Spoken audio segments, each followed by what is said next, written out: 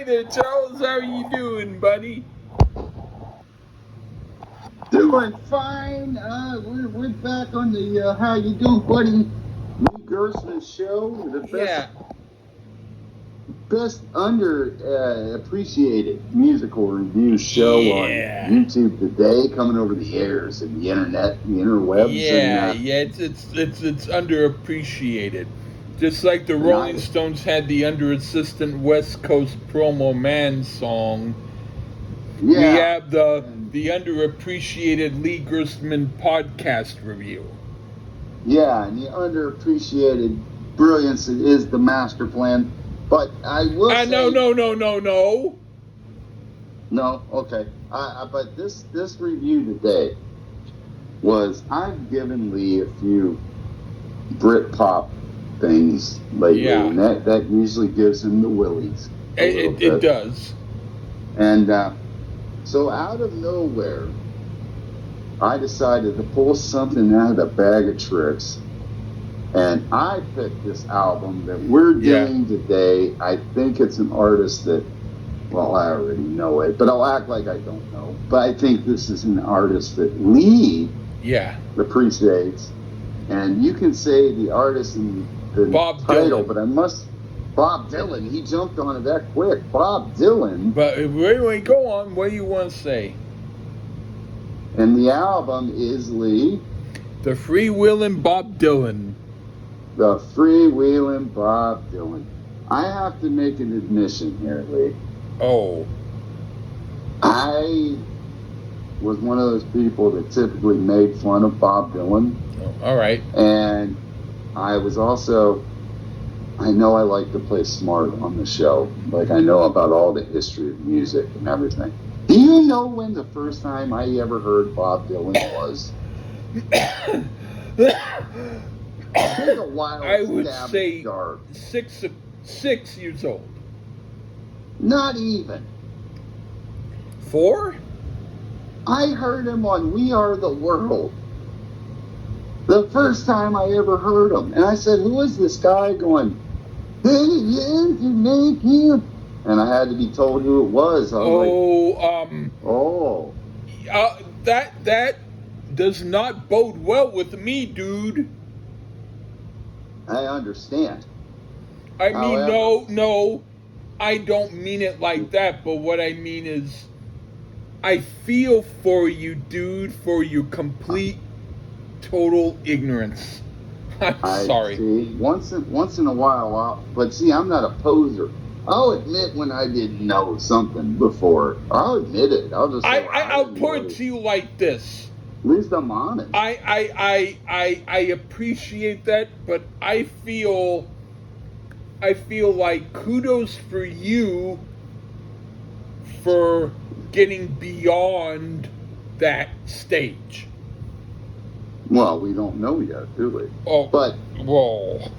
But then I became aware of Knocking on Heaven's Door because of Guns N' Roses, and Axl used to proclaim. Which is the worst way to be involved in that It's a Bob song. Dylan But anyway, song. it's the worst way to be involved in the song. But go on. And I knew of his stuff with the Traveling Wilburys. Which is fine. It's because better of George than Harrison. It's regardless. It's still fine. I Yeah. knew the song, The Regardless. Hurricane. I knew the song "The Hurricane" That's you're getting better.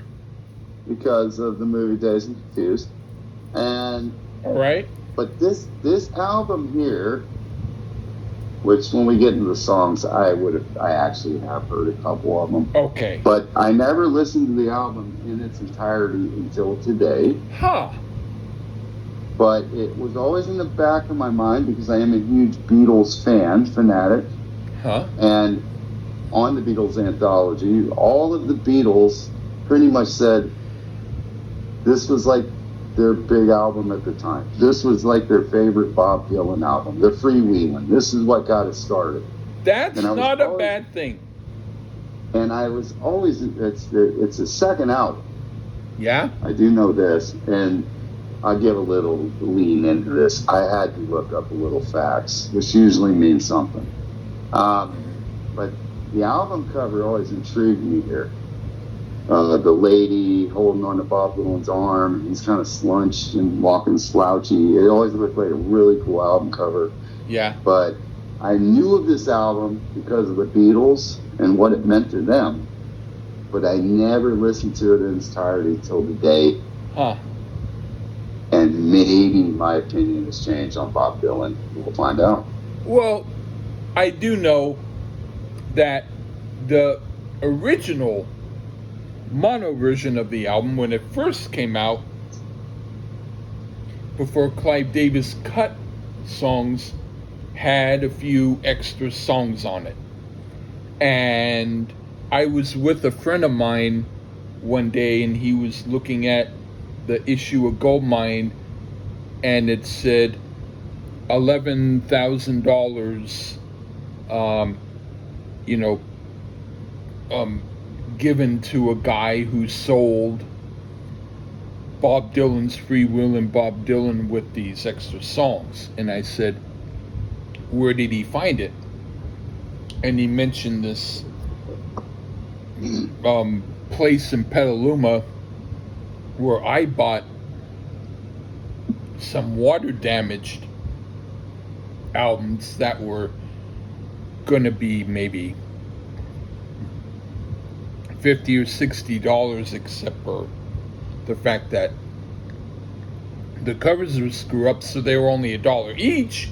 And I was like, the place is mostly like this weird electro pop punk rock place with people who look like the Beastie Boys' sons running it. And I was like, you mean they found it there? And he went, you never know where they'll find something. So that was trippy. But the regular album that came out after the mono with the stereo version, I had that album. I found it, I think, at St. Vincent de Paul. Any Bob Dylan album at that time, I gobbled up like a dog on Alpo. And his first album I like. A lot of people think it's, well, there's various opinions of it. He did some of the songs, and some of the songs are covers, but I think it's fantastic. And if you find it at all, I do definitely recommend it. I pretty much recommend for people who don't know Dylan to hear everything up to, and maybe Self-Portrait, just because it's so odd for him to do it. But that's me. No, I have an interest in his gospel works. Oops, all right, I've given up too much. No, I Slow Train Coming's a good album.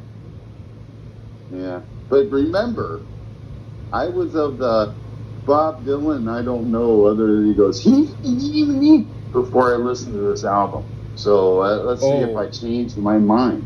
By the way, I just want to know really quickly, have you heard Nashville Skyline? No. Oh. I'm not a poser, and I will say I didn't really give Bob Dylan much of a chance. You need to hear that album, because that's him not doing that voice. Okay, perhaps, unless I hated this album. We don't know yet. But I need to tell you first, before we begin, Nashville Skyline, he's singing in his real voice, not this voice. Okay? Maybe I won't like it. I don't know. I think I'm telling you that you'll like it. Anyway. Oh. Well, we might.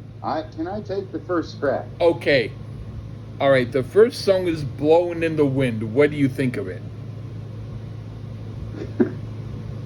Well, like I said earlier, came out reconfirm that. I never gave Dylan much of a chance. And I have to admit, I was fucking wrong with that. We take right off the block here with this beyond excellent song, based off an old spiritual, but with Dylan's excellent lyrics. I can see why this guy got the Nobel Prize for Literature. Yes. I love the harmonica work on this. This is fabulous, excellent, stupendous. I love it. Basically, way to start off a fucking album. Bob Dylan, go ahead, Lee. One of my dad's favorite songs. A good song that I feel has really only been done well by him. The simple strumming and commentary-like singing he does is really the only way to do it. I do like the song.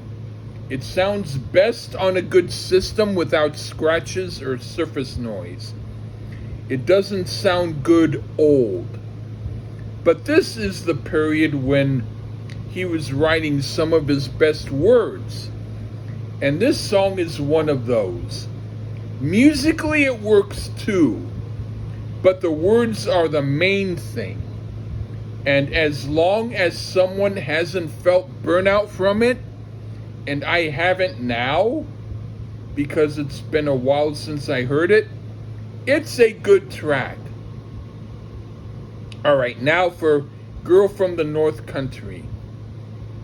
I need to step up my game and write stuff as good as this. The words and music are great, like an old English folk ballad, but Northeast style, and more country folk than Madrigal. Not my group Madrigal, but still with a hint to the Madrigal element.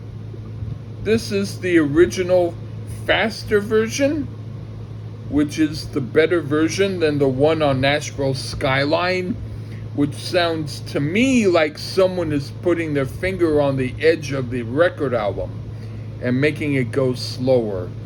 This ought to be the more known version. It's great. What do you think? This was borrowed from Scarborough Fair. Yeah, which has been done quite a bit after that. I can kind of understand now. Anyway, go on. Yeah, I'm not going to come down on him too much for that because it was in public domain. Interestingly, you hear Dylan chuckle a bit after a high note.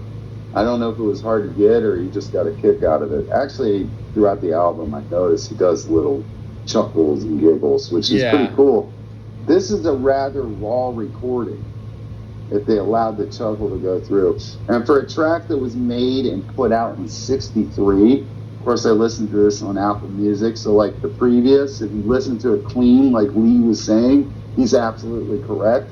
Because this is as fresh as this can be. It's absolutely timeless.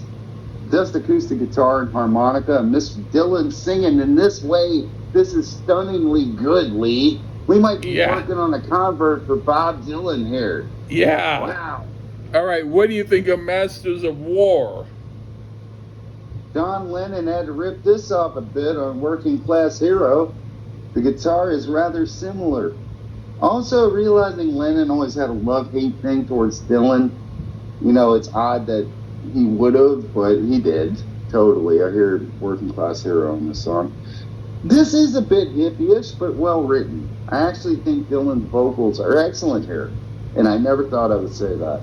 Another fantastic song here, full of angst and great commentary about the military-industrial complex.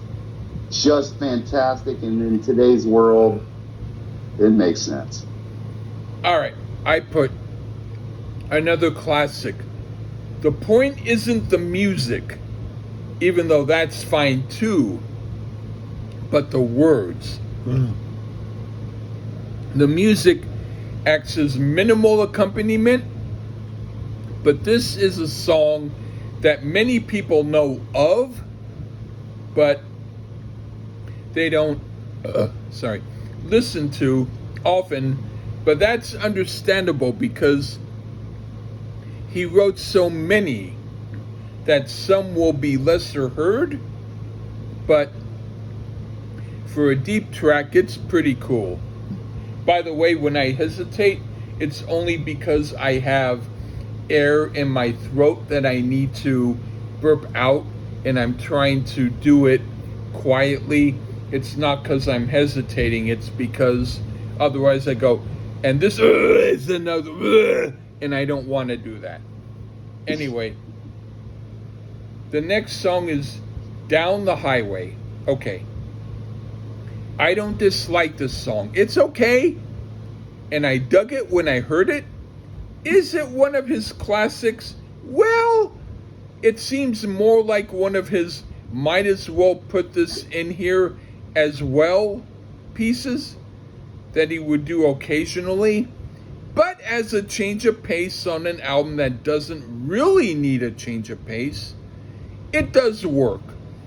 But if the album was filled with songs like this, I might then be less interested, but this one song is okay. What do you think? Song actually refers to the cover model, who happened to be his girlfriend at the time, and she had been in Italy during the recording. See, I had to look this up. All right. And so it's pretty cool that he references her in the song. The guitar playing is actually really solid as well, which I'm surprised by. I wouldn't have thought I would have. It's just Dylan, and it's nobody else, and on the guitar singing. I didn't know he could get down like that. Great 12-bar blues with just an acoustic guitar in his voice. Definitely it's like we get this gem here, somehow. It's just a bit different from the other track style-wise, and it works wonderfully here. I enjoy the change of pace here a lot. All right. What do you think of Bob Dylan's blues? He had a little satire here, poking fun at folk being written by Tin Pan Alley. Nothing wrong with a little humor here and there. The harmonica, that is excellent here. This is how that instrument should be played. Of course, the lyrics are great. This dude is a genius. I can see now. More excellence here. I thought it was a fantastic song. All right. I like these types of songs. When this stuff, like the song Talkin' New York, but this, even though it's okay, seems like the first filler song here. The words are still good and are better when read than heard in the song, but the song seems like a quick, let's do it before we take a break type